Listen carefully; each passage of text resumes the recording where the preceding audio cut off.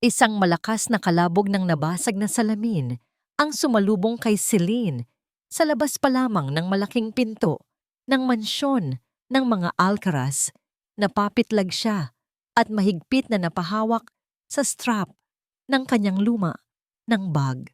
Kasunod ng kalabog ay ang sigaw ng isang lalaki, isang sigaw na basag, puno ng pait at galit na tila kay tagal ng kinikimkim sa dibdib. Lumayas kayo, iwanan ninyo ako. Napaatras ng isang hakbang si Celine. Ang kaba sa kanyang dibdib ay tila maliliit na dagang nagkukumahog paakyat sa kanyang lalamunan.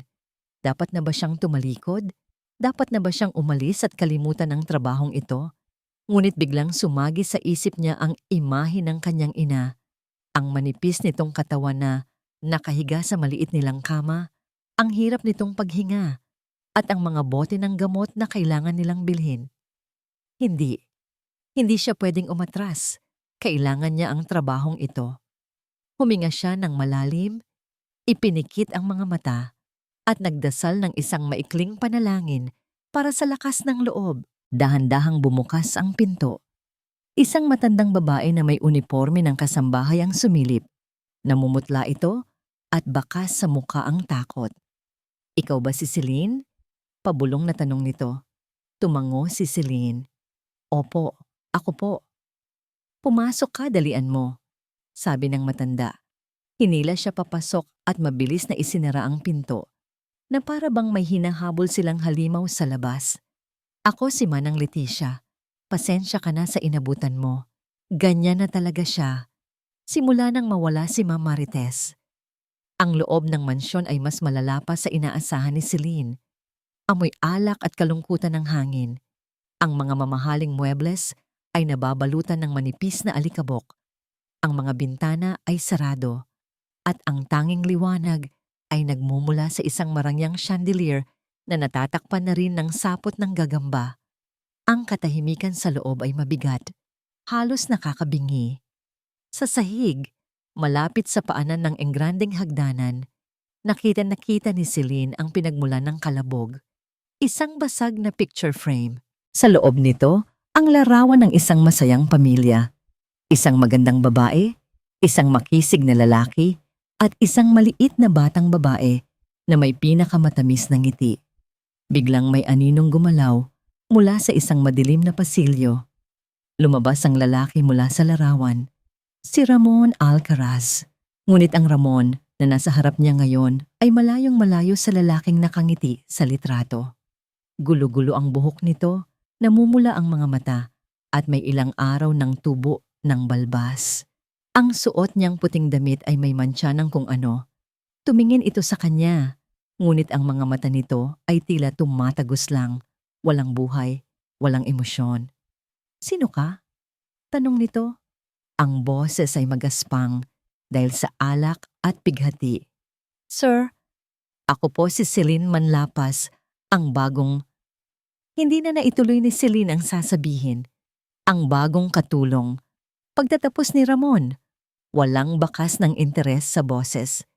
Itinuon nito ang pansin sa basag na larawan sa sahig. Gawin mo lang ang trabaho mo, sabi nito habang tinititigan ng salaming durog-durog. Linisin mo ang bahay, pero huwag mo kaming pakialaman. Pagkasabi niyon, tumalikod ito at pumasok sa isang silid, isang study, sa tantiya ni Celine, at malakas na isinara ang pinto. Narinig niya ang paglock nito mula sa loob. Naiwan si Celine na nakatayo sa gitna ng sala. Hawak-hawak pa rin ang kanyang bag. Pakiramdam niya ay pumasok siya sa isang malaking puntod. Sinubukan niyang ipagpatuloy ang kanyang sadya. Dinala siya ni Manang Leticia sa kusina. Itinuro ang mga kailangan niyang gawin. Ngunit bago umalis ang matanda, may ibinulong pa ito. Ang bata, si Mika. 2 linggo nang halos hindi kumakain. Pakisubukan mo, baka sakali sa'yo makinig. At doon, sa malaking dining table na gawa sa mahogany, nakita ni Celine ang batang babae mula sa larawan. Si Mika. Nakaupo itong mag-isa, nakatingin sa isang platong walang laman. Ang dating masayang mga mata ay ngayoy malalim at walang kislap. Ang buhok niyang itim at makapal ay nakatali sa isang gusot na ponytail. Payat na payat siya at ang balat niya ay tila namumutla sa ilalim ng madilim na ilaw. Dahan-dahang lumapit si Celine. Naglagay siya ng isang maliit na serving ng kanin at adobo sa plato ng bata. Hindi gumalaw si Mika, hindi man lang kumurap. Umupo si Celine sa silyang katapat nito. Hindi siya nagsalita. Hinintay niya lang. Pagkaraan ng ilang minuto ng katahimikan, nagsalita si Celine sa pinakamahinahong boses na kaya niya. Hindi ka nagugutom, ano? Isang bahagyang paggalaw sa balikat ni Mika ang naging sagot. Alam mo, naiintindihan ko, sabi ni Celine. Minsan, kapag malungkot tayo, parang pati pagkain, nakakalimutan na rin nating gawin. Tumingin si Mika sa kanya sa unang pagkakataon. May kung anong kumislap sa mga mata nito. Isang tanong, isang bakas ng pag-asa. Ngumiti si Celine, isang matamis at malungkot na ngangiti. Pero naisip ko, baka pwede tayong maglaro. Hinawakan niya ang kutsara at tinidor. Ang tawag sa laro na to ay ang bawat subo ng alaala. Sumandok siya ng kaunting kanin at adobo. Inilahad niya ito sa harap ni Mika. Simple lang ang laro, paliwanag ni Celine. Sa bawat isang subo mo, magkwento ka sa akin ng isang magandang alaala tungkol sa mama mo. Kahit ano, kahit gaano kaikli. Papayag ka ba? Tinitigan ni Mika ang kutsarang nasa harap niya. Pagkatapos ay tumingin ito kay Celine. Nakita ni Celine ang pag-aatubili sa mga mata ng bata. Ang takot. Ang takot na baka kapag ginawa niya ito, kapag nagpatuloy siya sa buhay, ay para na rin niyang tinalikuran ng kanyang ina. Sige na, pakiusap ni Celine. Ang boses ay halos pabulong na. Ang mga alaala, hindi nababawasan kapag kinukwento. Lalong gumaganda. Dahan-dahan, dahan-dahan na parang isang pelikulang slow motion, ibinuka ni Mika ang kanyang bibig. Maingat na isinubo ni Celine ang pagkain. Nginuya ng bata ng mabagal.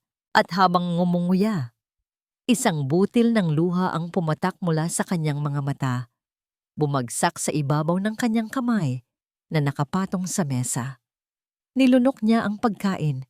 Tumingin siya kay Celine.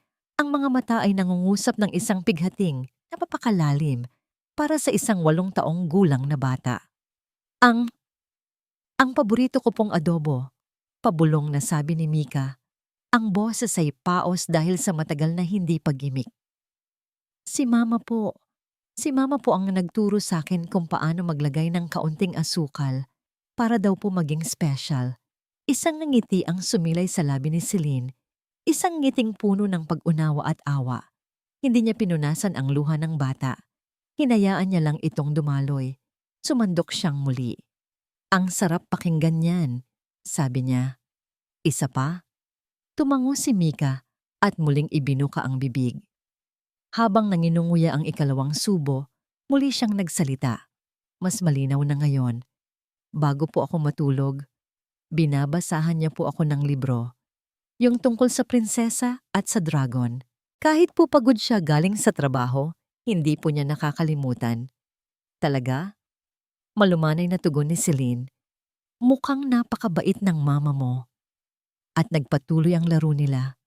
Sa bawat subo, kasunod nito ay isang piraso ng nakaraan, isang alaala.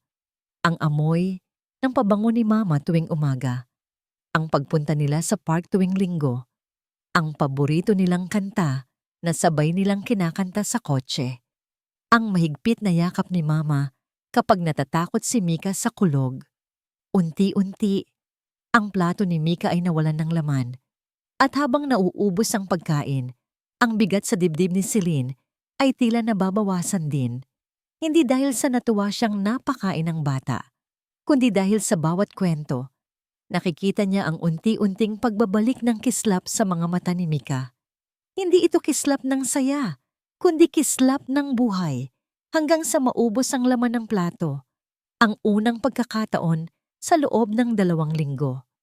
Pagod na tumingin si Mika kay Celine, ngunit sa unang pagkakataon, May kislap na ng tiwala sa kanyang mga mata. Hindi na ito ang blangkong tingin na sumalubong sa kanya kanina. Sa kabilang banda, sa loob ng nakasaradong study, hindi alam ni na Celine at Mika na may isang taong nakikinig. Nakasandal sa pinto si Ramon Alcaraz. Bahagya lamang nakabukas ang pinto, sapat para masilip niya ang eksena sa hapagkainan. Narinig niya ang lahat, ang bawat salita, ang bawat alaala. At sa unang pagkakataon, mula nang mamatay ang kanyang asawa, narinig niya ang tinig ng kanyang anak.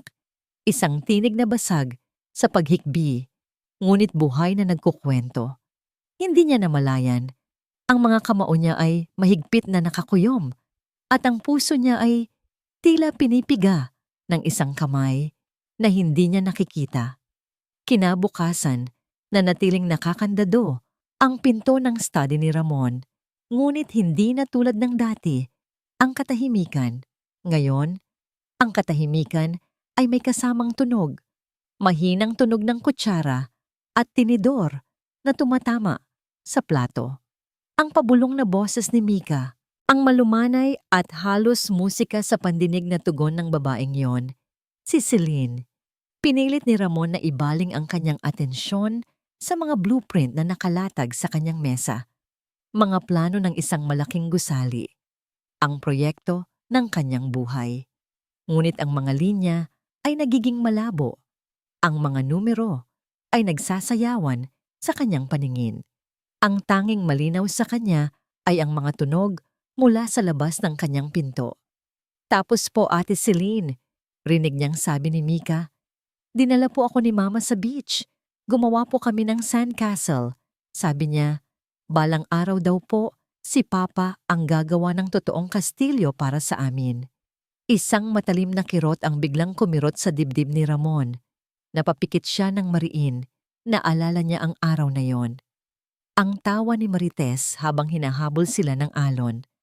Ang maliliit na kamay ni Mika na humahawak sa kanyang daliri. Ang pangako niya sa kanyang mag-ina na ibibigay niya ang lahat para sa kanila. Isang pangakong nabasag, tulad ng picture frame na winasak niya kahapon. Ibinukas niya ang isang bote ng alak na itinago niya sa ilalim ng kanyang mesa. Naglagay siya sa isang baso at ininom ito ng isang lagukan. Ang init ng alak ay gumapang sa kanyang lalamunan, ngunit hindi nito kayang pawiin ang lamig sa loob ng kanyang puso. Mula sa siwang sa ilalim ng pinto, nakita niya ang anino ng dalawang pares ng paa, naglalakad, naglalaro. At maya-maya, narinig niya ang isang bagay na halos isang taon na niyang hindi naririnig. Ang mahinang halakhak ni Mika. Hindi ito isang malakas na tawa, ngunit sapat na iyon para maramdaman ni Ramon na tila sinasaksak siya. Sino ang babaeng ito? Sino si Celine para biglang pumasok sa pamamahay niya at gawin ang bagay na hindi niya nagawa? Ang pasayahin ang sarili niyang anak. Ang buhay ng mga alaalang dapat ay siya bilang ama. Ang nag-iingat. Isang bahagi niya ang nagsasabing dapat siyang magpasalamat. Ngunit mas malakas ang tinig sa kanyang loob. Isang tinig na puno ng hiya, ng pagsisisi at ng isang mapait na selos. Dahil sa bawat ngiti ni Mika, mas lalo niyang nakikita ang sarili niyang pagkukulang. Lumipas ang ilang araw sa ganoong ayos. Palihim siyang nakikinig. Palihim siyang sumusulyap. Nakikita niya ang pagbabago kay Mika. Nagkakaroon na ito ng kulay sa mga pisngi. Ang dating laging nakayukong ulo ay unti-unti nang tumitingala. Isang hapon, hindi na niya natiis. Kailangan niya ng mas matapang na alak. Dahan-dahan niyang binuksan ang pinto ng study, umaasang walang makakapansin sa kanya. Paglabas niya, nakita niya si Mika sa sala.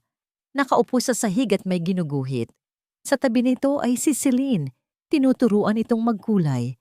Ang eksena ay sobrang payapa, sobrang normal, at iyon ang lalong nagpagalit sa kanya. Napansin ni Mika ang kanyang pagdating. Bigla itong natigilan. Ang ngiti sa mga labi nito ay nawala. At sa isang mabilis na kilos, itinago nito sa likod ang papel na kanyang kinukulayan. Tumingala si Celine at tumingin sa kanya. May bakas ng pag-aalala sa mga mata nito. Sir Ramon, magalang na bati nito. Hindi siya sumagot. Naglakad siya diretso sa kusina, kumuha ng isang bote ng whiskey at naglakad pabalik sa kanyang lungga. Hindi niya nilingon ang kanyang anak. Hindi niya kayang makita ang takot sa mga mata nito. Takot sa sarili niyang ama. Kinagabihan, may kumatok sa pinto ng kanyang study. Isang mahinang katok. Sir? Boses ni Celine. Nagdala po ako ng hapunan. Hindi po kayo kumain kanina. Hindi siya sumagot. Sir, kahit kaunti lang po. Kailangan niyo pong kumain. Pagpapatuloy nito, ang boses nito, ang pag-aalala, ang pakikialam. Bigla, ang lahat ng galit at pait na kinikimkim niya ay sumabog. Dumampot siya ng isang baso mula sa kanyang mesa at ibinato ito ng buong lakas sa pinto. Hindi mo ba ako narinig? Sigaw niya. Ang boses ay nanginginig saglit. Sinabi kong huwag mo akong pakialamanan. Narinig niya ang mahinang paghikbi sa labas ng pinto at pagkatapos ay ang papalayo nitong mga yapak. Napasabunot siya sa sariling buhok, halimaw. Isa siyang halimaw sa sarili niyang pamamahay. Ilang sandali pa habang sinusubukan niyang pakalmahin ang sarili. Isang matinis na tunog ang bumasag sa katahimikan ng mansyon. Ding-dong! Ang tunog ng doorbell. Sino naman ang darating sa ganitong oras? Narinig niya ang mga yapak ni Celine na nagmamadaling pumunta sa pinto. Sumilip siya sa siwang. Nakita niyang binuksan ni Celine ang pinto. Sa labas, nakatayo ang isang babaeng matikas ang tindig, nakasuot ng eleganteng itim na bestida. Ang buhok nito ay pulidong-pulido at ang mga alahas nito ay kumikinang kahit sa dilim. Ngunit ang mga mata nito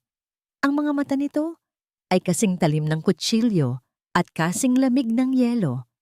Tumingin ito kay Celine mula ulo hanggang paa na may bakas ng pandidiri. Nandito ako para sa apo ko. Deklara ng babae, ang boses ay may awtoridad at hindi nagtatanong. Sino ka? Naramdaman ni Celine na tila nanlamig ang kanyang mga kamay habang nakikipagtitigan sa babae. May kung anong bigat sa presensya nito na nagpapakipot sa kanyang paghinga. Hindi ito naghihintay ng paanyaya. Nilagpasan lang siya nito at pumasok sa loob. Ang mga takong ng mamahalin nitong sapatos ay lumilikha ng matatalim na tunog sa sahig na gawa sa marmol. Doña Salvacion, narinig ni Celine na bulong ni Manang Leticia mula sa likuran niya. Puno ng takot ang boses. Ang mga mata ni Doña Salvacion ay nilibot ang buong sala at sa bawat segundong lumilipas, mas lalong tumatalim ang kanyang tingin. Mula sa alikabok sa mga muebles, sa mga nakasaradong bintana, hanggang sa amoy ng alak na nanunuot sa hangin. Nasaan ang apo ko? Utos nito, hindi tanong. Bago pa man makasagot si Celine, isang maliit na boses ang narinig mula sa pasilyo. Lola? Lumabas si Mika, kinukusot ang kanyang mga mata. Nang makita kung sino ang dumating, hindi ito ngumiti. Sa halip naglakad ito at tahimik na tumayo sa likuran ni Celine. Ang maliliit nitong kamay ay mahigpit na humawak sa dulo ng damit niya. Isang ngangiti ang sumilay sa labi ni Doña Salvacion, ngunit hindi ito umabot sa kanyang mga mata. May kinuha itong isang malaking kahon mula sa kanyang handbag. Halika rito, apo. May dala si Lola para sa'yo. Ibinukas niya ang kahon. Sa loob, isang napakagandang manika na nakasuot ng damit prinsesa. Mas malaki pa ito sa mga manikang nakita ni Celine sa buong buhay niya. Hindi gumalaw si Mika. Mas lalo lang humigpit ang kapit nito sa damit ni Celine. Hindi mo gusto? Tanong ni Doña Salvacion. Ang nangiti ay unti-unti nang nawawala. Ito ang pinakamahal na manika sa buong mall. Halika na. Umiling si Mika. Ang mukha ay nakasubsob sa likod ni Celine. Ang pagtangging iyon ay tila isang mitya na nagsindi sa galit ni Doña Salvacion. At ang galit na iyon ay hindi na naibalibag sa bata, kundi sa lalaking biglang lumabas mula sa study, naakit ng mga boses. Anong ginagawa mo rito, Mama? Tanong ni Ramon. Ang boses ay pagod. Mama, sarkastikong tawa ni Doña Salvacion. Huwag mo akong matawag na mama. Tingnan mo ang sarili mo, Ramon. Tingnan mo ang pamamahay na ito. Ganito mo ba pinalalaki ang apo ko? Sa isang bahay na amoy alak at kamatayan? Umalis ka na. Mahinang sabi ni Ramon, umiiwas ng tingin. Aalis ako at iiwan ko si Mika sa isang lasenggo at pabayang ama. Lumakas ang boses ng matanda. Nanginginig ito sa galit. Nakikita ko kung anong nangyayari. Nagpapakalunod ka sa alak habang ang anak mo ay nagugutom at nagdurusa sa isang tabi. Hindi ito ang buhay na pinangarap ng anak ko para sa kanya. Naramdaman ni Celine ang panginginig ng maliit na katawan ni Mika sa kanyang likuran. Wala kang karapatan. Sa wakas ay sigaw ni Ramon, ngunit ang boses niya ay basag at walang lakas. Anak ko siya, pamamahay ko ito. Isang mapanuyang tawa ang kumawala sa mga labi ni Doña Salvacion. Karapatan? Anong karapatan ang pinagsasabi mo? Ang karapatan ng isang ama ay pinaghihirapan, Ramon. Hindi iyan basta nalang ibinibigay. At sa nakikita ko, matagal mo nang isinuko ang karapatan mo nang piliin mo ang bote ng alak kaysa sa anak mo. Ang bawat salita ay tila isang latigo na humahampas sa pagkatao ni Ramon. Napayuko ito, walang maisagot. Ang kanyang katahimikan ay tila isang pag-amin sa lahat ng akusasyon. Dahil dito, ang matalim na tingin ni Doña Salvacion ay bumaling kay Celine. Tinitigan siya nito mula ulo hanggang paa, na para bang isa siyang basura na nakakalat sa mamahaling sahig. At ikaw, sabi ng matanda, itinuturo siya ng isang daliring may mamahaling singsing.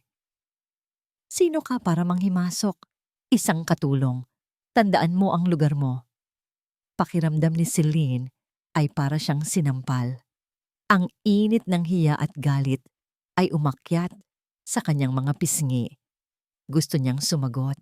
Gusto niyang sabihin na wala siyang ginagawang masama, na tinutulungan lang niya ang isang batang nangangailangan. Ngunit walang boses na lumabas sa kanyang lalamunan. Tumingin siya kay Ramon. Umaasa na kahit papaano ay ipagtatanggol siya nito. Ngunit nanatili itong nakayuko. Talunan. Nilamon ng sarili nitong kahihihiyan. Naramdaman ni Doña Salvacion ang kanyang tagumpay. Inayos niya ang kanyang damit. Tila inaalis ang dumi na dulot ng kanilang presensya. Tandaan mo ito, Ramon, sabi niya. Ang boses ay mahinahon na ngayon, ngunit mas nakakakilabot. Hindi ako papayag na lumaki ang apo ko sa ganitong impyerno.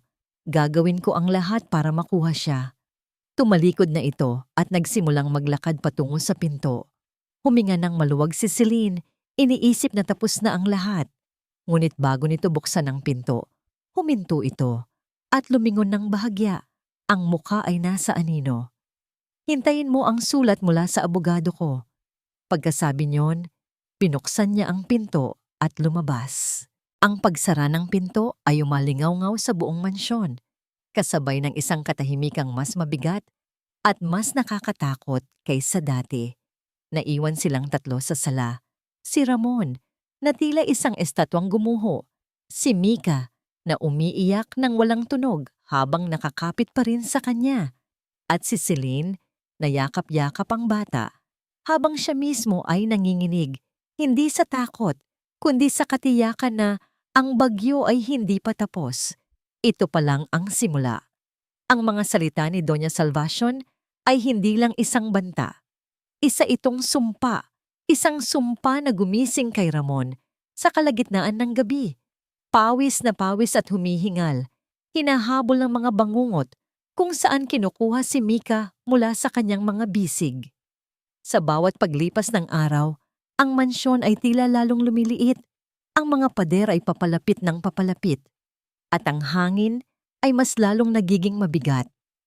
Ang banta ng demanda ay isang itim na ulap na nakabitin sa kanyang ulo, handang bumuhos anumang oras. Isang umaga, habang nakakulong na naman siya sa kanyang study, tumunog ang kanyang cellphone.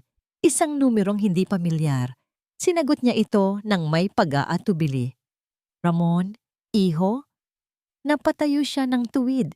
Ang boses na yon, ang malamig at pekeng paglalambing, si Doña Salvacion. Anong kailangan mo? Sagot niya, sinisikap na maging matatag. Kinukumusta ka lang, sabi ng matanda sa kabilang linya. At si Mika, nag-aalala ako para sa inyo, lalo na ngayon na may ibang tao dyan sa pamamahay ninyo. Kumunot ang noo ni Ramon. Anong ibig mong sabihin? Wala naman, iho. Malambing pa rin ang tono nito. Pero mag-ingat ka lang. Alam mo na, maraming mapagsamantala sa mundo, lalo na sa mga taong tulad mo, na maraming ari-arian. Mabait ba yang bago ninyong kasambahay? Sana naman ay mapagkakatiwalaan. Isang lason ang mga salitang yon. Isang lason na dahan-dahang gumapang sa ugat ni Ramon, naghahanap ng bitak sa kanyang puso para pasukan. At nakahanap ito, ang bitak ng kanyang pagsisisi at kahihiyan. Pagkatapos ng tawag na yon, nagsimula siyang magmasid. Iba na ang paraan ng pagtingin niya kay Celine. Isang hapon, nakita niya itong may kausap sa cellphone sa hardin. Nakatalikod ito sa kanya, kaya hindi niya makita ang mukha nito. Ngunit naririnig niya ang ilang piraso ng usapan. Opo, kailangan po talaga malaki po ang bayarin sa ospital. Sige po, gagawan ko ng paraan. Maraming salamat po. Para sa ibang tao, isa lamang itong ordinaryong usapan. Ngunit sa isip ni Ramon na nilason na ng pagdududa, iba ang kahulugan nito. Malaki ang bayarin. Gagawan ko ng paraan. Anong paraan? Saan siya kukuha ng pera? Sa kanya ba? Ito na ba ang sinasabi ni Doña Salvacion? Nagsimula siyang maging malamig sa pakikitungo kay Celine. Kapag nagkakasalubong sila sa pasilyo, hindi na niya ito tinitingnan. Kapag inihahanda nito ang pagkain, hindi na siya lumalabas para kumain kasama ni Mika. Isang araw, ipinakita sa kanya ni Celine ang listahan ng mga bibilhin sa grocery. Kinuha niya ito at sinuri ng masinsinan, bawat item, bawat presyo. Bakit may kasamang imported na keso? Tanong niya. Ang boses ay malamig at mapanuri. Hindi naman natin kailangan yan. Nakita niya ang bahagyang pagkabigla at sakit sa mga mata ni Celine. Papasensya na po, sir. Paborito po kasi ni Mika. Akala ko po, ako ang nagbabayad ng lahat dito. Putol niya sa sasabihin nito. Kung ano lang ang kailangan, iyon lang ang bilhin mo. Naiintindihan mo? Opo, sir. Mahinang sagot nito at mabilis na kinuha ang listahan at umalis. Nakita ni Ramon ang panginginig ng mga kamay nito. Dapat ay nakaramdam siya ng awa, ngunit ang nanaig ay ang pagdududa. Nahuli ba kita? Tanong niya sa sarili. Ang bigat sa loob ng bahay ay lalong tumindi. Maging si Mika ay nararamdaman ito. Ang dating sigla na nagsisimulang bumalik ay unti-unting napapalitan na naman ng takot. Isang gabi, umuwi si Ramon mula sa isang pag-uusap sa kanyang abogado. Walang magandang balita. Malakas daw ang kaso ni Doña Salvacion. Para takasan ng realidad, dumaan siya sa isang bar at uminom ng ilang baso ng alak. Hindi siya lasing, ngunit sapat ang nainom niya para maging manhid at maging mas matapang. Pagpasok niya sa bahay, madilim na at tahimik. Akala niya ay tulog na ang lahat. Ngunit nang mapadaan siya sa sala, may naaninag siyang anino sa sofa. Si Celine. At sa mga bisig nito, mahimbing na natutulog si Mika, ang ulo ay nakasandal sa dibdib ng dalaga. Ang dapat sana'y isang eksenang nakakatunaw ng puso ay naging isang sundang na tumusok sa dibdib ni Ramon. Nakita niya si Celine hindi bilang isang taga-alaga, kundi bilang isang magnanakaw. Isang babaeng dahan-dahang inaagaw ang lahat sa kanya. Ang atensyon ng kanyang anak, ang mga ngiti na dapat ay para sa kanya. At ngayon, pati ang lugar sa sofa kung saan dati ay si Marites ang yumayakap sa kanilang anak. Sino siya para ang kininang lugar na yon? Naglakad siya palapit Ang bawat hakbang ay mabigat sa galit at pait. Nagising si Celine sa kanyang paglapit. Nagulat ito at akmang gigisingin si Mika. Huwag, pigil ni Ramon. Ang boses ay mababa at puno ng hinanakit. Tumingin sa kanya si Celine. May pag-aalala sa mga mata. Sir, okay lang po kayo? Ang tanong na yon, ang pekeng pag-aalala. Iyon na ang huling patak na nagpaapaw sa kanyang pasensya. Huwag mong isipin, sabi niya, bawat salita ay mabagal at puno ng lason, na kaya mong palitan ng asawa ko. Nakita niya ang paglaki ng mga mata ni Celine, ang pagkabigla, ang sakit. Sa gulat, nagising si Mika. Tumingin ito mula kay Celine patungo sa kanya. Ang mga mata ay nanlalaki sa takot. Naiwan silang tatlo sa dilim, sa gitna ng isang katahimikang mas masakit pa kaysa sa anumang sigaw. Ang mga salita ni Ramon ay parang mga bubog na paulit-ulit na tumutusok sa kanyang puso. Huwag mong isipin na kaya mong palitan ng asawa ko. Pagkapasok sa maliit niyang silid sa likod ng mansyon, dun bumuhos ang mga luhang kanina pa niya pinipigilan. Napaupo siya sa gilid ng kanyang kama, ang katawan ay nanginginig. Hindi sa galit, kundi sa purong sakit. Paano niya naisip iyon? Kailanman ay hindi sumagi sa isip niyang palitan si Ma'am Marites. Ang tanging gusto lang niya ay alagaan si Mika, ang bigyan ng kaunting liwanag ang batang nalulunod sa dilim. At marahil, isang maliit na bahagi niya ang umasang matutulungan din niya si Ramon. Ngunit mali pala siya. Sa mata ng lalaki, isa lang siyang estranghero, isang oportunista. Kinuha niya ang luma niyang cellphone at tinitigan ang larawan ng kanyang ina na naka-wallpaper. Ang matamis nitong ngiti ay tila nagtatanong sa kanya, "Anak, kaya mo pa ba? Baka oras na para umalis. Baka kailangan na niyang sumuko." Hindi niya kayang magtrabaho sa isang lugar kung saan ang bawat kilos niya ay binibigyan ng mali siya, kung saan ang kabaitan niya ay sinusuklian ng masasakit na salita. Habang nag-iisip siya, may narinig siyang mahinang katok sa pinto.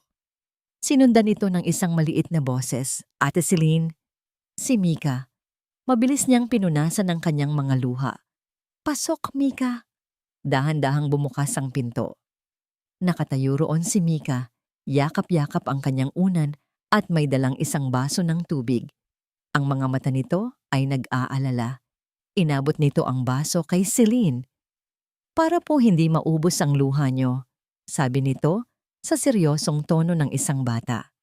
Lumapit ito at umupo sa tabi niya. "Ate Celine, wag po kayo umiyak. Love po kita." Ang simpleng mga salitang iyon, mula sa isang batang minsan na niyang inakalang hindi na muling magmamahal, ay tila isang mainit na kumot na bumalot sa nanlalamig niyang puso. Niyakap niya si Mika ng mahigpit. Dito niya naintindihan, hindi siya pwedeng umalis. Hindi niya kayang iwan ang batang ito.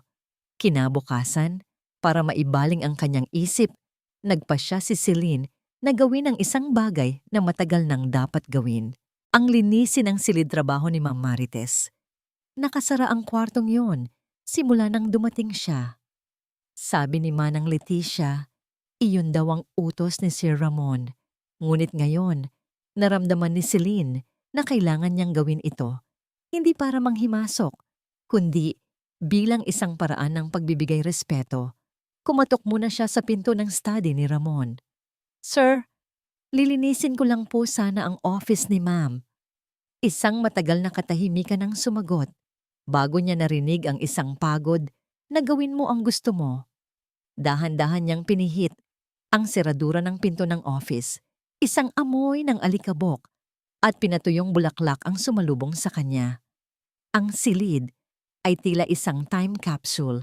Ang lahat ay nasa ayos, mga libro sa arkitektura sa estante, mga sketch sa drafting table, isang tasa ng kape na tuyo na ang laman sa gilid. Nagsimula siyang magpunas ng alikabok ng may buong pag-iingat. Bawat bagay na hawakan niya ay tila may kwento. Habang nililinis niya ang isang mataas na estante, hindi niya sinasadyang masagi ang isang kahon na gawa sa kahoy. Nahulog ito sa sahig at bumukas. Nagkalat ang laman, mga lumang litrato, mga sulat na nakatali ng ribon, at isang pares ng maliliit na sapatos ng sanggol. Napayuko si Celine para pulutin ang mga ito. Habang isa-isa niyang ibinabalik ang mga gamit sa kahon, may isang bagay na pumukaw sa kanyang pansin. Isang sobre.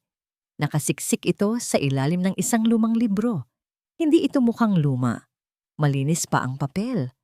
At sa harap nakasulat sa isang eleganteng sulat kamay, "Para kay Mama." Napatigil si Celine. Ang sulat ay selyado pa. Hindi pa nabubuksan. Hinawakan niya ang sobre. Naramdaman niya ang bigat nito. Hindi lang sa kanyang palad, kundi sa kanyang dibdib. Ito ay pribado. Ito ay para kay Doña Salvacion. Isang sulat mula sa isang anak para sa kanyang ina. Ang huling sulat. Ngunit bakit hindi ito naipadala? Ang kanyang konsensya ay sumisigaw na ibalik ito sa kahon at kalimutan na lang.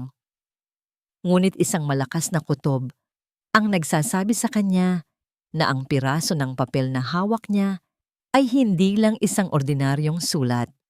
Pakiramdam niya, ang kasagutan sa lahat ng sakit at gulo sa pamamahay na yon ay nasa loob ng sobreng ito.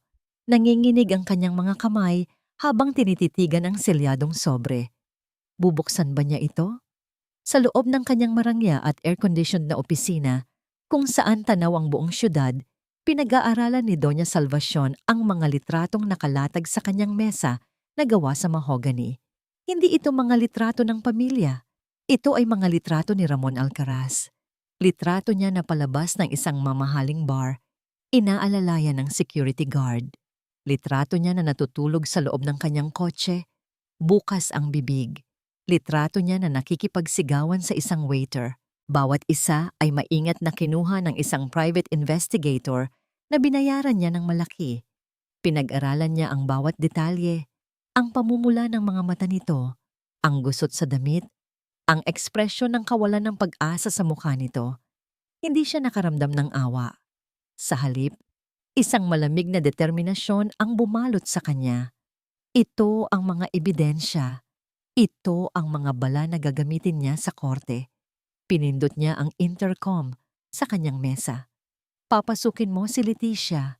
Ilang sandali pa, bumukas ang pinto at pumasok ang dati nilang kasambahay, si Manang Leticia. Ang babae ay nakayuko. Ang mga kamay ay nanginginig habang pinaglalaruan ang laylayan ng kanyang damit. "Senyora," bati nito, hindi makatingin ng diretso. Itinuro ni Doña Salvacion ang upuan sa harap ng kanyang mesa.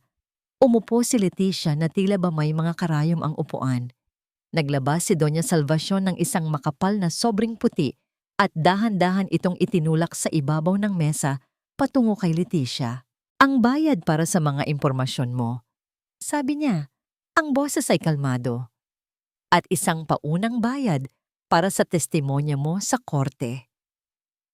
Nanginginig na tiningnan ni Leticia ang sobre, ngunit hindi niya ito ginalaw. "Senyora, sigurado po ba tayo rito? Baka po may iba pang paraan." Isang matalim na tingin ang ipinukol ni Doña Salvacion sa babae. "May pagdududa ka ba sa akin, Leticia?" Hindi po sa ganoon, senyora. Pero si Sir Ramon po, mabait naman po siyang tao noon. Noon, diin ni Doña Salvacion. Noon iyon, noong buhay pa ang anak ko. Ngayon, isa na lang siyang basurang kailangang iligpit para sa kapakanan ng apo ko. Tinitigan niya si Leticia ng mariin. "At huwag mong kakalimutan, Leticia, hindi lang pera ang utang mo sa akin. Mayroon tayong kasunduan, naaalala mo?" Ang pagbanggit sa kasunduan ay nagpabago sa ekspresyon ni Leticia. Ang pag-aatubili ay napalitan ng takot. Isang madilim na lihim ang tanging sila lang dalawa ang nakakaalam. Isang lihim na ginamit ni Doña Salvacion bilang kadena sa leeg ng matanda. "Opo, senyora," pabulong na sagot ni Leticia at kinuha na ang sobre. Pagkaalis ni Leticia, kinuha ni Doña Salvacion ang kanyang telepono at dinial ang numero ng isang matagal ng kasosyo sa negosyo ni Ramon. Don Ricardo, Salvacion ito. Bati niya ng may ngiti sa boses. Oo, kumusta? Tumatawag lang ako bilang isang kaibigan ng pamilya. Labis kasi akong nag-aalala kay Ramon. Simula nang mawala si Marites, hindi na siya ang dating kilala natin. Ang kanyang mental state, medyo unstable. Naisip ko lang na dapat mong malaman, lalo na't may malaki kayong proyekto. Siyempre, ang kapakanan ng negosyo ninyo ang iniisip ko. Hindi na niya kailangang magsalita pa. Ang mga buto ng pagdududa ay naitanim na. Pagkatapos ng tawag, sumandal siya sa kanyang upuan. Ang lahat ay umaayon sa kanyang plano. Ang makinarya ng kasinungalingan ay perpektong umaandar. Tumingin siya sa isang malaking larawan sa kanyang pader. Ang larawan ng kanyang anak, si Marites, noong araw ng kasal nito. Napakaganda, napakasaya. Hinaplos niya ang salamin ng litrato. Anak ko. Bulong niya. Pasensya na kung kailangan itong gawin ni Mama. Pero hindi ko hahayaan na ang kayamanang iniwan mo, ang anak mo, ay mapunta lang sa wala. Poprotektahan ko siya. Sa kanyang isip, hindi siya ang kontrabida. Siya ang tagapagligtas. Biglang tumunog ang kanyang telepono. Ang abogado niya. Attorney Diaz. Good news, Doña Salvacion. Sabi ng boses sa kabilang linya. Professional at walang emosyon. Naipadala na ang opisyal na summons sa kampo ni Mr. Alcaraz. Nakasaad na ang petsa ng unang hearing. Isang malamig na ngiti ang sumilay sa labi ni Doña Salvacion. Magaling, sabi niya. Siguraduhin mong wala siyang kawala. Ang sobrang naglalaman ng summons ay tila mas mabigat kaysa sa isang blok ng semento. Nakapatong ito sa kanyang mesa, isang puting parihaba ng kapahamakan. Sa tabi nito, ang kanyang cellphone ay nag-iingay, ngunit hindi niya ito pinapansin. Alam na niya kung sino ang tumatawag. Si Don Ricardo, ang kliyente para sa pinakamalaking proyekto ng kanyang kumpanya. Nanginginig ang mga kamay ni Ramon habang binubuksan ang sobre. Ang mga salitang legal ay sumasayaw sa kanyang paningin, ngunit dalawang bagay lang ang malinaw. Ang pangalan ng kanyang anak at ang petsa ng paghuhukom. Kasabay ng pagtunog ng telepono ay ang pag-vibrate nito, hudyat ng isang text message mula kay Don Ricardo. Ramon, I'm sorry. We have to put the project on hold indefinitely. I can't risk my investors' money on someone unstable. Unstable, ang salitang iyon. Isang salitang perpektong naglalarawan sa kanya. Iyon na ang huling dagok. Ang kanyang karera, ang kanyang anak, ang lahat ay kinukuha sa kanya. Isang tawa ang kumawala sa kanyang lamulalamunan. Isang tawang walang saya, puno ng kabaliwan at pagkatalo. Tinabig niya ang lahat ng nasa ibabaw ng kanyang mesa. Ang mga blueprint, ang summons, ang cellphone. Lahat ay bumagsak sa sahig. Kailangan niya ng hangin. Kailangan niyang makatakas. Nagmamadali siyang lumabas ng study, nilagpasan ang nag-aalalang tingin ni Celine at dumiretso sa kanyang kotse. Nagmaneho siya ng walang patutunguhan hanggang sa matagpuan niya ang sarili sa harap ng isang pamilyar na lugar. Isang madilim na bar na tinatawag na The Escape. At tumakas nga siya, isang baso, 2, 3. Hindi na niya binilang. Ang bawat lagok ay isang paglimot. Ang ingay ng musika at tawanan ng mga tao ay nagsilbing pader laban sa mga boses sa kanyang isip. Ang boses ni Doña Salvacion, ang boses ni Don Ricardo, ang boses ng kanyang sariling pagsisisi. Ang alaala ni Marites ay sumasayaw sa kanyang isipan, hindi na bilang isang masayang gunita, kundi bilang isang multo ng kanyang mga kabiguan. Ipinangako ko sa iyong aalagaan ko sila. Mahal. Pero bigo ako. Hindi niya namalayan ng oras. Gabi na nang mapansin niyang siya na lang halos ang natitirang customer. Naramdaman niya ang kamay ng isang bouncer sa kanyang balikat. "Sir, magsasara na po kami." Hirap siyang tumayo. Ang buong paligid ay umiikot. Nakarating siya sa kanyang kotse, ngunit alam niyang hindi siya pwedeng magmaneho. Ipinikit niya ang kanyang mga mata, hinayaan ang sariling lamunin ng dilim at ng bigat ng alak. Samantala, sa mansyon, hindi mapakali si Celine. 12:00 na ng gabi, ngunit wala pa rin si Ramon. Hindi ito sumasagot sa mga tawag niya. Tinawagan niya ang iilang kaibigan ni Ramon na alam niya, ngunit walang nakakaalam kung nasaan ito. Ang pag-aalala ay tila isang tinik na bumaon sa kanyang dibdib. Hindi ito tungkol sa trabaho niya. Ito ay tungkol sa isang taong, sa kabila ng lahat, ay nakikita niyang nagdurusa. Hindi na niya natiis. Kumuha siya ng payong at lumabas sa madilim at ambon na gabi.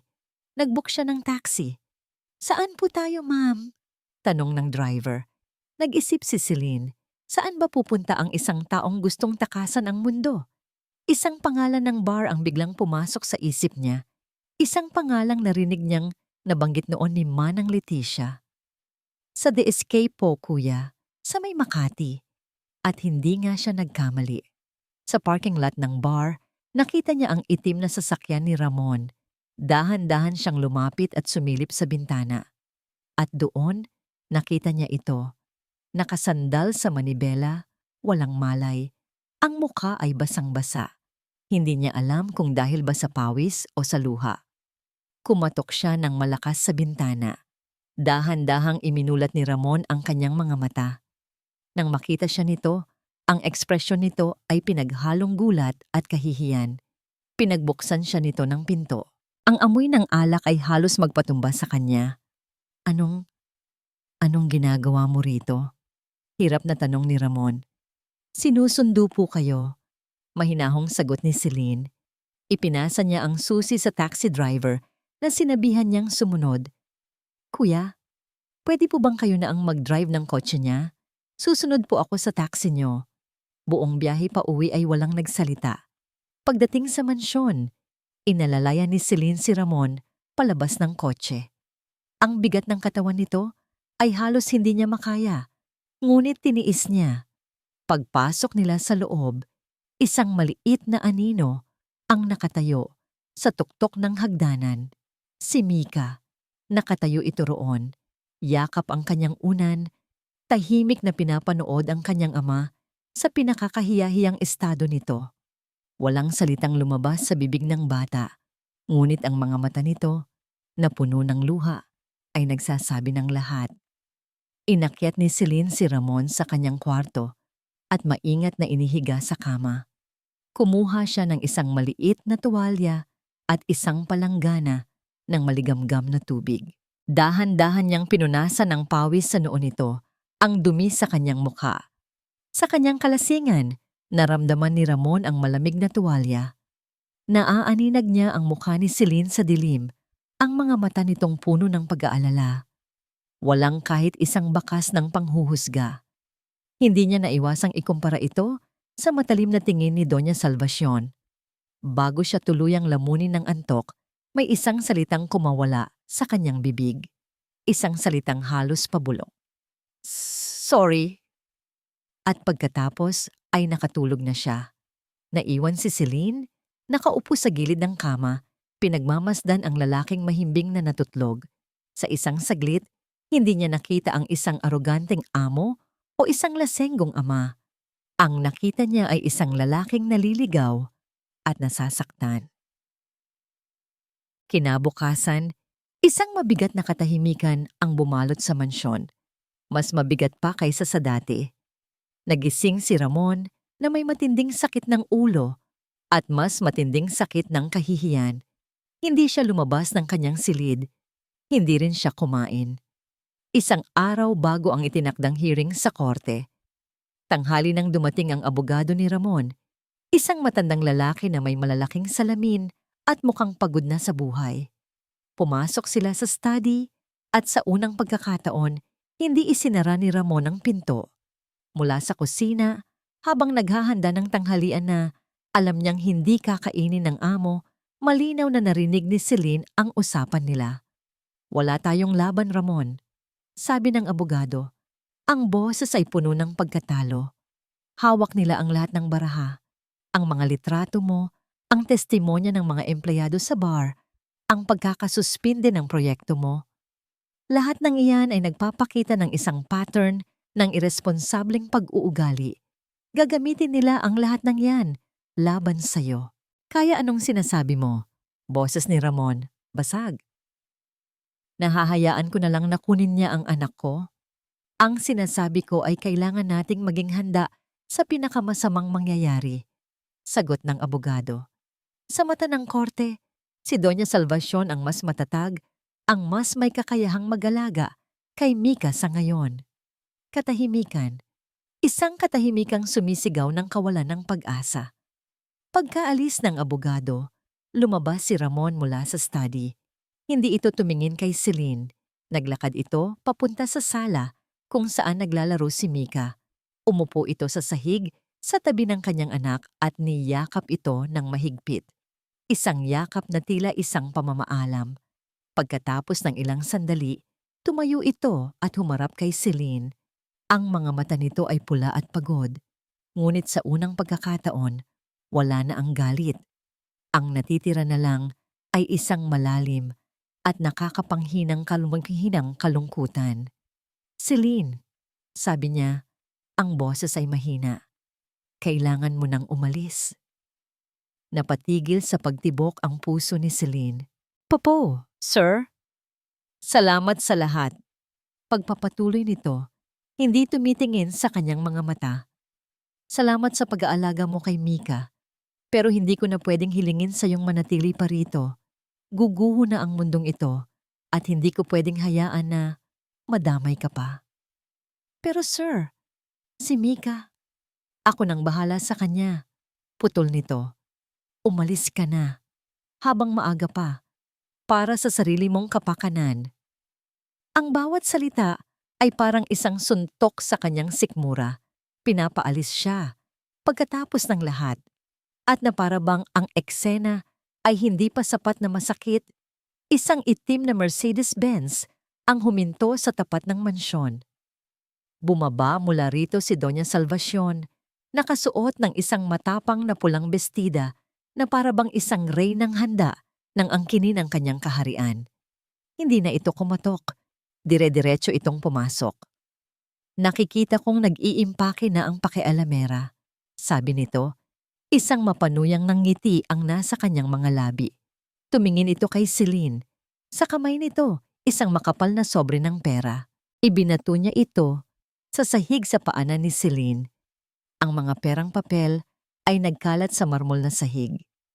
"Heto," sabi ni Doña Salvacion, "bayad para sa serbisyo mo at isang maliit na bonus para sa mahusay mong pag-arte." Tumingin ito kay Ramon. "Mabuti naman at natauhan ka na, Ramon. Mas maganda nang wala siyang madadamay sa korte bukas." Nanigas si Celine sa kanyang kinatatayuan. Ang kahihiyan ay tila isang mainit na likidong umakyat mula sa kanyang mga paa hanggang sa kanyang mukha. Tumingin siya kay Ramon, naghihintay, nagmamakaawa sa kanyang mga mata na sana naman ay may gawin ito, na sana ay ipagtanggol siya nito. Ngunit si Ramon ay napayuko lang, tahimik, talunan. Iyon na ang huling patunay. Wala na siyang lugar sa bahay na ito. Nanginginig ang mga kamay at nangingilid ang mga luha. Yumuko si Celine, hindi para pulutin ang pera. Yumuko siya para humalik sa pisngi ni Mika. "Magpakabait ka, ha?" bulong niya sa bata. "Ate Celine, wag po." Humagulgol si Mika, kumakapit sa kanyang binti. "Don't go. Please don't go." Ang pag-iyak ng bata, ang pinakamasakit na tunog na narinig ni Celine sa buong buhay niya. Ngunit wala siyang magawa. Dahan-dahan niyang inalis ang mga kamay ng bata sa kanyang binti, tumalikod, at nagsimulang maglakad. Hindi niya pinulot ang pera. Hindi siya lumingon. Habang naglalakad siya papalabas ng malaking gate ng mansyon, nagsimulang pumatak ang ulan. Una, mahina. Pagkatapos ay lumakas. Walang payong, walang direksyon. Tanging ang bigat ng isang pusong pinagbagsakan ng langit at lupa. Wala nang natira. Lahat ay nawala. Ang courtroom ay malamig at tahimik. Bawat tunog ay tila pinalalakas ng 10 beses. Ang pag-ubo ng isang tao sa likod, ang pag-scrape ng isang silya sa sahig, ang mabilis at malakas na pagtibok ng sariling puso ni Ramon. Nakaupo siya sa tabi ng kanyang abogado, ngunit pakiramdam niya ay nag-iisa siya. Sa kabilang panig ng silid, nakaupo si Doña Salvacion, kalmado at may kumpiyansa, na parabang nanonood lang ng isang dula na alam na niya ang katapusan. Sa likod niya, sa unang hilera ng mga upuan, nakaupo si Mika sa pagitan ng dalawang social worker, ang kanyang anak. Ang tanging dahilan kung bakit siya naroon, ngunit ni hindi niya ito magawang tingnan. Nagsimula ang hearing. Ang abogado ni Doña Salvacion, si Attorney Diaz, ay isang makisig ngunit tila ahas na lalaki. Magsasalita ito ng may kabaitan, ngunit ang bawat salita ay may kamandag. Isa-isa niyang iprinisenta ang mga ebidensya, ang mga litrato, ang testimonya ng bouncer, ang sulat mula sa kumpanya ni Don Ricardo. Bawat isa ay isang pako na ibinabaon sa kabaong ng kanyang pagiging ama. Si Mr. Ramon Alcaraz, Your Honor, sabi ni Attorney Diaz sa kanyang pangwakas na argumento, ay isang taong nalulunod sa sarili niyang pighati. Isang taong mas pinipili ang ginhawang dulot ng alak kaysa sa responsibilidad ng pagiging isang ama. Ang tanong dito ay hindi kung mahal ba niya ang kanyang anak. Sigurado akong mahal niya. Ang tanong ay, ligtas ba ang bata sa kanyang pangangalaga? Tumingin si Ramon sa hukom. Ang mukha ng hukom ay seryoso. Walang mababakas na emosyon. Tumingin siya sa mga social worker. Ang mga mukha nila ay puno ng pag-aalala. Alam na niya, talo na siya. Samantala, sa isang maliit at masikip na inuupahang bahay sa kabilang panig ng Maynila, kayakap ni Celine ang kanyang ina. Pinaalis po nila ako, Nay. Humihikbing sabi ni Celine. Pinagmukha po nila akong masama. Pinagmukha po nila akong pera lang ang habol. Hinaplos ng kanyang ina na si Aling Nena ang kanyang buhok. Ang mga kamay nito ay mahina na dahil sa sakit, ngunit ang haplos nito ay puno pa rin ng init at lakas. At naniniwala ka ba sa kanila? Mahinahong tanong ni Aling Nena. Umiling si Celine. Hindi po. Kung ganoon, bakit ka nagtatago rito? Tanong ng ina. Ang pagmamahal, anak, hindi tumatakbo. Ang pagmamalasakit, hindi sumusuko kapag nahihirapan.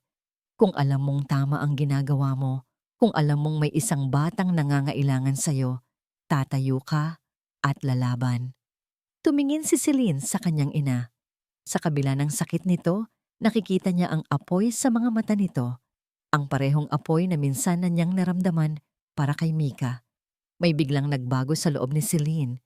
Ang sakit ay napalitan ng determinasyon. Ang mga luha ay napalitan ng tapang. Kinuha niya ang kanyang bag. Sa loob, naroon pa rin ang isang bagay na hindi niya binitawan. Isang bagay na hindi niya alam kung bakit niya itinago. Ngunit ngayon ay naintindihan na niya. Ang huling sulat ni Marites. Nay, kailangan ko pong umalis, sabi niya, habang nagmamadaling nagsuot ng sapatos. Ngumiti ang kanyang ina. Alam ko, matagal na. Nagmamadaling lumabas si Celine at pumara ng taxi. Sa family court po, kuya. Pakibilisan po. Habang bumibiyahe ang taxi sa magulong trapiko ng Maynila, ang puso ni Celine ay kumakarera. Sana hindi pa huli ang lahat. Paulit-ulit niyang dasal. Sana makaabot ako. Pagbalik sa courtroom, tinawag na ni Attorney Diaz ang kanyang huling testigo. I call to the stand Miss Leticia Cruz. Nanginginig na tumayo si Manang Leticia at naglakad papunta sa witness stand. Nanumpa ito habang ang mga mata ay nakapako sa sahig. Tumingin si Attorney Diaz sa kanyang mga tala. Miss Cruz, matagal na po kayong nagsisilbi sa pamilya Alcaraz. Tama po ba? Oo po. Sagot ni Leticia. Kung ganoon, masasabi niyo po ba sa korteng ito na simula pa lamang pagkatapos ng libing ni Mrs. Alcaraz ay nagpabaya na si Mr. Alcaraz sa kanyang anak na si Mika? Lahat ng mata ay nakatuon kay Leticia. Tumingin ito kay Ramon. Ang mga mata ay puno ng awa. Pagkatapos, tumingin ito kay Doña Salvacion. Ang mga mata ay puno ng takot. Huminga ito ng malalim. Handa ng magsinungaling. Handa ng durugin ang natitirang pag-asa ni Ramon. Ang totoo po, bago pa man niya maituloy ang kanyang sasabihin, isang malakas na tunog ang bumasag sa katahimikan. Ang malakas na pagbukas ng pinto ng courtroom. Lahat ay napalingon. Nakatayo roon si Celine. Hingal na hingal, basa ang damit, ngunit ang mga mata ay nagniningas sa isang matinding determinasyon. Order in the court! Sigaw ng hukom, ang boses ay nagpupuyos sa galit dahil sa biglaang paggambala. Ngunit hindi natinag si Celine. Ang lahat ng tingin ay nasa kanya. Ang gulat na tingin ni Ramon, ang nalilisik na tingin ni Doña Salvacion, at ang maliliit na matang nanlaki dahil sa pag-asa ang mga mata ni Mika. Your Honor, pasensya na po sa abala, sabi ni Celine. Ang boses ay nanginginig ngunit malinaw. Pero mayroon po akong mahalagang bagay na dapat malaman ng korte. Bago pa man siya mapigilan ng security, isang maliit na boses ang sumigaw mula sa likuran. Ate Celine! Si Mika. Tumayo ito mula sa kanyang kinauupuan. Tinakbo ang pagitan nilang dalawa at niyakap ng mahigpit ang mga binti ni Celine. Bumalik ka po. Ang eksenang yon, ang dalisay na pagmamahal ng mga isang bata para sa kanyang tagapag-alaga, ay nagpatahimik sa buong silid. Your Honor, please, muling sabi ni Celine habang hinahaplos ang buhok ng batang umiiyak.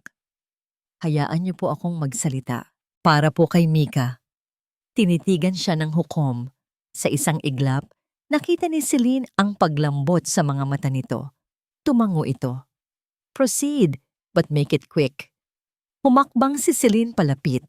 Hawak-hawak ang kamay ni Mika. Tumingin siya hindi sa hukom, kundi kay Manang Leticia na nasa witness stand pa rin, namumutla at tuliro. Manang Leti, malumanay na sabi ni Celine, alam ko pong mabuti kayong tao. Alam ko pong napipilitan lang kayo. Wala akong alam sa sinasabi mo. Mabilis na sagot ni Leticia, umiiwas ng tingin. Objection, Your Honor. This is highly irregular. Sigaw ni Attorney Diaz. Ngunit hindi pinansin ni Celine. Sa halip, lumingon siya sa likod. Sa isang upuan malapit sa pinto, nakita niya ang isang pamilyar na mukha. Ang kanyang ina. Kahit mahina, pinilit nitong makarating. Nay? Gulat na tanong ni Celine. Ngumiti si Aling Nena. At ang nangiting iyon ay hindi para kay Celine, kundi para kay Leticia. Leti? Mahinang sabi ni Aling Nena, ngunit sapat na para marinig sa katahimikan. Ikaw ba yan, Leti? Hindi mo na ba ako naaalala? Si Nena to. Napalingon si Leticia sa direksyon ng boses. Ang kanyang mga mata ay nanlaki. Ang takot sa kanyang mukha ay dahan-dahang napalitan ng pagkilala at pagkatapos ay ng isang matinding emosyon. Nena? Iyon na. Ang pagsambit sa pangalan. Iyon ang bumasag sa lahat ng pader na itinayo ni Leticia. Objection! What does this have to do with anything? Muling sigaw ni Attorney Diaz. Your Honor, sabi ni Celine, buo na ang loob. Maraming taon na pong magkaibigan ang nanay ko at si Manang Leticia. At alam po ng nanay ko ang lihim na matagal nang pasan-pasan ni Manang Leti. Isang utang na loob kay Doña Salvacion, hindi dahil sa pera, kundi dahil sa isang pangyayari sa nakaraan na ginamit para takutin siya at piliting magsinungaling ngayon. Ang lahat ng kulay ay nawala sa mukha ni Doña Salvacion. At doon, sa witness stand, bumigay na si Manang Leticia. Humagulgol siya ng malakas. Totoo po. Sigaw niya sa gitna ng kanyang pag-iyak. Patawarin niyo po ako. Inutusan po ako ni Doña Salvacion. Simula pa lang, plano na po niya ang lahat. Siya ang nag-utos sa akin na huwag hayaang makalapit si Sir Ramon sa anak niya noong mga unang linggo. Siya ang nagbayad sa private investigator. Siya ang tumawag sa mga kliyente ni Sir para sirain siya. Lahat po ay plano niya para mapasa kanya si Mika. Isang malakas na gasp ang umalingaw-ngaw sa buong courtroom. Ang paninisi at galit na kaninay nakatutok kay Ramon ay bumaling na ngayon sa isang direksyon, kay Doña Salvacion. Ngunit hindi pa tapos si Celine. At may isa pa po, sabi niya, at inilabas mula sa kanyang bag ang isang sobre, ang sulat. Ito po ang huling sulat ni Ma'am Marites para sa kanyang ina. Hindi po ito naipadala. Nakita ko po ito sa kanyang mga gamit. Sa tingin ko po, dapat marinig ng lahat ang nilalaman nito. Kinuha ng court clerk ang sulat at sa utos ng hukom, binasa ito ng malakas. Ang boses ng clerk ay umalingaw-ngaw. Dala ang mga salita ng isang namayapang anak. Mahal kong mama, habang sinusulat ko ito, pinapanood ko si Ramon at si Mika na naglalaro sa hardin. Sila ang buhay ko. Alam kong mahal mo ako, mama. Pero minsan, ang pagmamahal mo ay nakakasakal. Nakikiusap ako. Hayaan mo kaming bumuo ng sarili naming pamilya. Hayaan mo si Ramon na maging ama sa paraang alam niya. Huwag mong sirain ang kaligayahan namin dahil sa takot at pagkontrol mo. Mahal na mahal kita, mama, pero mas mahal ko ang pamilyang binuo namin ni Ramon. Bawat salita ay isang dagok na tumama nang direkta sa puso ni Doña Salvacion. Napayuko siya. Ang kanyang matigas na postura ay gumuho at sa unang pagkakataon, nakita ng lahat ang isang talunan at nagdurusang ina. Pagkatapos basahin ang sulat, isang mabigat na katahimikan ang muling bumalot sa silid. Tiningnan ni Ramon si Celine. Sa gitna ng kaguluhan, ang kanilang mga mata ay nagtagpo. At sa tingin na iyon, walang salitang kailangan. Tanging isang pag-unawa, isang pasasalamat, at isang pagsisising napakalalim. Ang martilyo ng hukom ay pumukpok sa mesa. Ang tunog ay hudyat ng pagwawakas ng isang laban at pagsisimula ng isang bagong kabanata. Solely legal and physical custody of the minor, Micaela Alcaraz, is hereby granted to her father, Mr. Ramon Alcaraz. Ang mga salita ng hukom ay tila isang malakas na agos na naghugas sa lahat ng dumi at sakit na bumalot sa kanya sa loob ng mahabang panahon. Ngunit hindi ang pagkapanalo sa kaso ang nagpaluha sa kanya. Pagkatapos ng hearing, pagkatapos ng kaguluhan, sa isang tahimik na sulok ng pasilyo ng korte, lumapit siya sa 2 taong nagligtas sa kanya. Si Mika, na agad yumakap sa kanyang mga binti. Ang muka ay nakasubsob sa kanyang pantalon. Naramdaman niya ang init ng mga luha nito. At si Celine, na nakatayo sa tabi ni Mika, ang mga mata ay namumugto rin, ngunit may isang maliit na ngiti sa mga labi. Yumuko si Ramon sa harap nilang dalawa. Tumingin siya sa mga mata ni Celine. Celine, sabi niya, ang boses ay basag at puno ng emosyon. Salamat at patawarin mo ako. Hindi niya kailangang sabihin kung para saan. Alam nilang dalawa. Para sa pagdududa, para sa masasakit na salita, para sa kawalan ng tiwala, para sa pagpapaalis sa kakanya. Pinatawad na po kita, sir, sagot ni Celine. Isang butil ng luha ang pumatak sa kanyang pisngi. Matagal na. Lumuhod si Ramon para maging kapantay ng kanyang anak. Hinawakan niya ang munting mukha nito. Anak, patawarin mo si Papa, ha? Babawi si Papa sa'yo. Pangako. Hindi sumagot si Mika. Sa halip niyakap siya nito ng napakahigpit. At sa yakap na yon, naramdaman ni Ramon ang pagpapatawad na mas matimbang pa kaysa sa anumang hatol ng korte. Ilang buwan ang lumipas. Ang mansyon ng mga Alcaraz ay hindi na madilim. Ang mga bintana ay laging bukas, hinahayaan ng sikat ng araw at sariwang hangin na pumasok. Ang amoy ng alak ay matagal nang napalitan ng amoy ng bagong lutong pandesal at sinangag tuwing umaga. Itinigil ni Ramon ang pag-inom. Bumalik siya sa kanyang trabaho, hindi na para sa pera o katanyagan, kundi para muling buuin ang pangarap na minsan niyang binuo kasama si Marites. Ang mga blueprint sa kanyang mesa ay hindi na lang mga gusali, kundi mga tahanan. Si Celine, hindi na siya isang kasambahay, isa na siyang kapamilya. Siya ang nag-aalaga kay Mika habang nasa trabaho si Ramon. Siya ang tumutulong kay Mika sa mga assignment nito. Siya ang nagluluto ng adobo na may kaunting asukal para maging special. Siya ang naging puso ng tahanan na matagal nang nawalan ng tibok. Isang Sabado ng hapon, dinala ni Ramon sina Celine at Mika sa isang parke sa tabi ng dagat. Naglatag sila ng banig, kumain ng sandwich, at nagpalipad ng saranggola. Ang tawa ni Mika ay tila isang musika na pumuno sa buong paligid. Habang pinapanood ni Ramon ang kanyang anak na masayang tumatakbo, naramdaman niya ang isang presensya sa kanyang tabi. Umupo si Celine. "Masaya siya," sabi ni Celine, nakatingin din kay Mika. "Dahil sa'yo," sagot ni Ramon. "Ikaw ang nagbalik ng ngiti niya. Ikaw ang nagbalik sa akin." Nagkatinginan sila. Sa ilalim ng papalubog na araw, sa unang pagkakataon, ang tingin nila sa isa't isa ay hindi na bilang amo at katulong o bilang dalawang taong pinaglapit ng trahedya.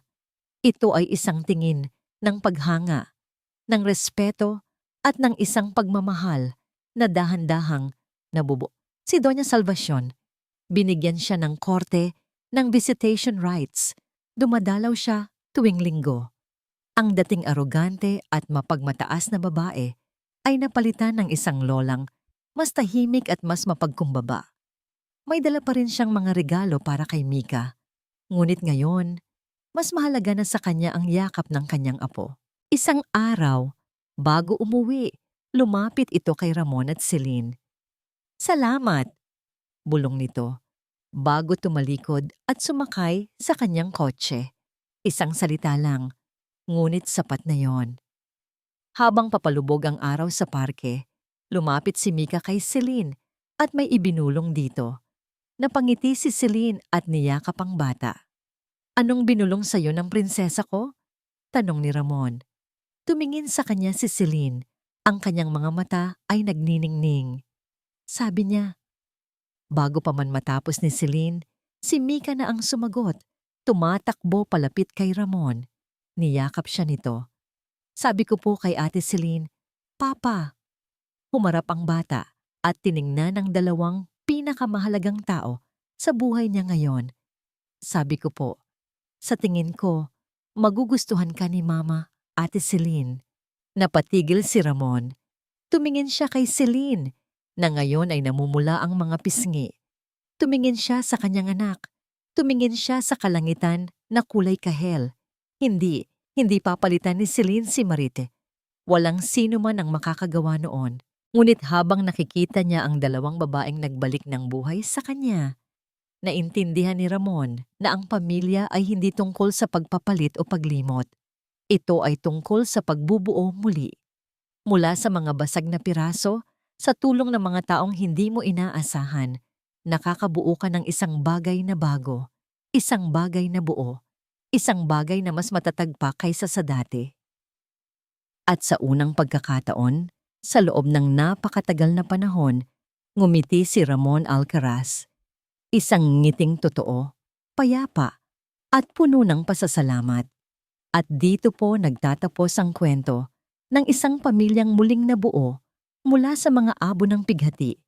Ang kwento ni Ramon, Celine, at Mika. Mula po sa kaibuturan ng aking puso.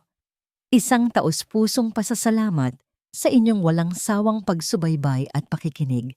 Ang samahan ninyo sa bawat kabanata, sa bawat pagpatak ng luha, at sa bawat pagsibol ng pag-asa, ang siyang nagbigay buhay sa kwentong ito. Habang isinusulat ko ang paglalakbay ni Ramon at Celine, ramdam ko ang bigat ng kanilang mga pasanin at ang init ng kanilang dahan-dahang nabubuong pagmamahalan. Nais kong iparating sa pamamagitan nila na ang tunay na paghilom ay hindi nangangahulugang paglimot sa nakaraan. Sa halip, ito ay ang pagtanggap na ang mga alaala, kahit gaano pa kasakit, ay maaaring maging pundasyon ng isang mas matatag na bukas. Ang kwentong ito ay isang paalala na ang pamilya ay hindi lamang nakikita sa dugo, kundi sa mga pusong pinipiling manatili, umunawa at magpatawad sa kabila ng pinakamadilim na unos, at ang pag-ibig sa kanyang pinakadalisay na anyo ay laging may kakayahang magbigay ng liwanag sa anumang kadiliman. Ngayon, nais ko namang marinig ang inyong saloobin. Anong aral o damdamin ang pinakatumatak sa inyong puso? Huwag po kayong mag-atubiling ibahagi ang inyong mga komento sa ibaba. Ang inyong bawat salita ay mahalaga. Hanggang sa ating muling pagsasama sa susunod na kwento ng buhay at pag-ibig. Muli, maraming salamat po.